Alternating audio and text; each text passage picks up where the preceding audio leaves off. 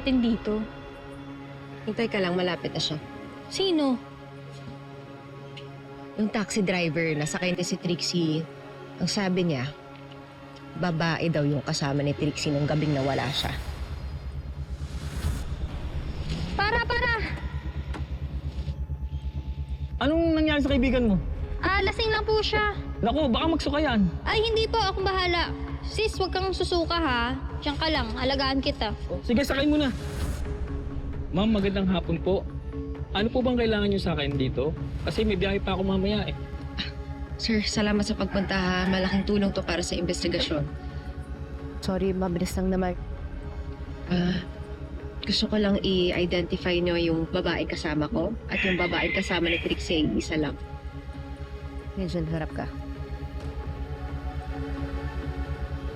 Attorney, tulad doon na sinabi ko ng madilim ho ng gabing yon. Hindi ko nakita yung mukha ng kasama ng biktima. Pero siguro naman ho, nakausap niyo siya, no? Opo, So, marirecognize yung boses niya. susubukan ko po. Medyo nagsalita ka. Iparinig mo yung boses mo. Ate, Kung hindi ikaw kumuha kay Trixie, hindi ka matatakot. Sige na, parinig mo yung boses mo. ate pwede ba? Hindi ako yung kumuha kay Trixie. Kaboses niya.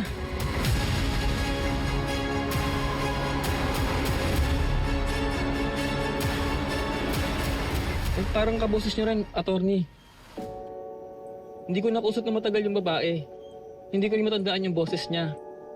Saka, medyo mahina na yung pandinig ko. Pasensya na po. Sige kuya, salamat. Sige po.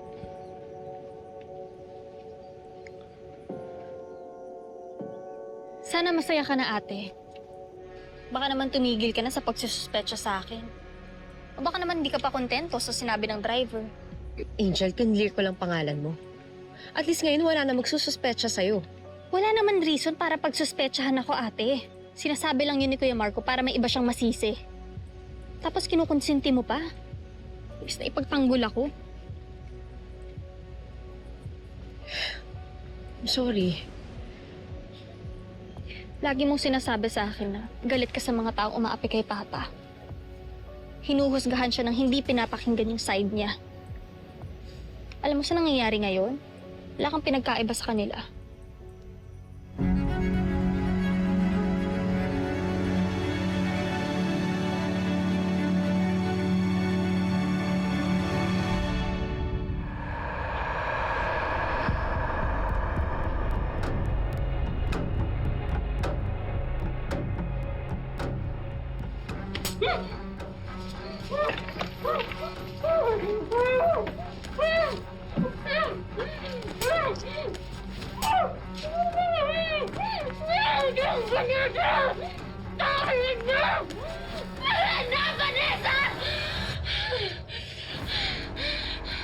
Ano?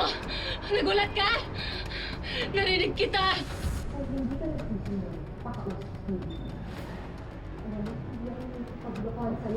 Narinig ko yung boses mo kanina! Bakit mo ba ginagawa sa akin to? Bakit mo ako kinuha?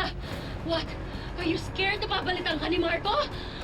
Kung mag-alala, hindi ko siya aagawin sa'yo. Just let me go! Pakawalan mo na ako, lalayuan ko kayo! Let me go, Vanessa! Let me go! Please!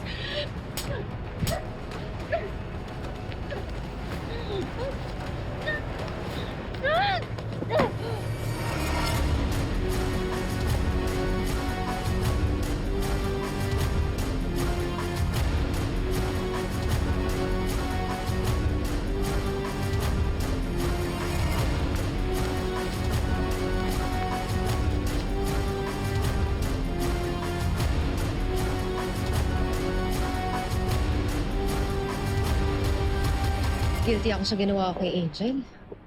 Tama siya. Kapatid ko siya, dapat pinagtatanggol ko siya. Hindi yung pinag-iisipan ko ng masama.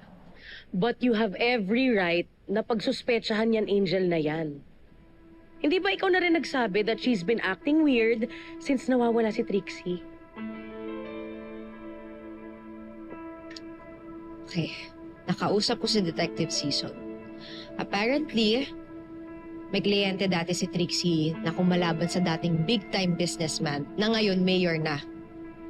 Ngayon, tinitignan ng mga polis kung konektado yun sa pagkawala ni Trixie. Hindi siyang kumidnap kay Trixie. Sounds so sure. Hindi ba na plinantahan ng totoong suspect ng cellphone ni Trixie si Marco? Eh ano naman kinalaman ng mayor na yun kay Marco? Bakit niya maiisip na si Marco ang going fall guy? Ibig sabihin, the suspect is someone nakakilala si Marco. Nakilala ka. Lorraine, madaling mag-accuse ng tao. But proving the accusation is hard. Wala naman tayong strong evidence against Angel. Wala pa. Hindi ba't lawyer tayo? At ang trabaho natin ay maghanap ng ebidensya. Ano ba kasi yung pinaplano mo? Malaking problema to. Iniisip ni Trixie na ikaw si Vanessa. Isipin niya na kung ano yung isipin niya. Tsaka wala naman siya mapagsasabihan eh. Dahil hindi na siya makakaalis sa basement na yun. Inaalala ko si ate. Ayoko na pinagsususpetsahan niya ako. Nasasaktan ako. Ano pa bang ebidensya niya sa'yo? Eh, di ba nakalusot ka naman doon sa taxi driver? Maswerte ka nga, hindi niya naalala yung itsura mo eh. Hindi pa rin ako mapalagay. Nung si Kuya Marco yung nagdududa sa akin, hindi niya ako tinitigilan. Pero si ate yun, tsaka abogado siya. Hindi niya ako titigilan hanggat hindi niya napapatunayan yung kutob niya. Angel?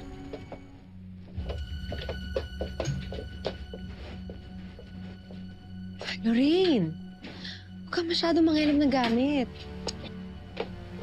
Naghahanap na tayo ng ebidensya. Sigurado kung may tinatago ang kapatid mo dito. Alam mo, lawyer ka pa naman. Invasion of privacy ang ginagawa mo. Lika na. Oh! Wait lang. May nakita ako eh. Look at this. Para saan kaya to?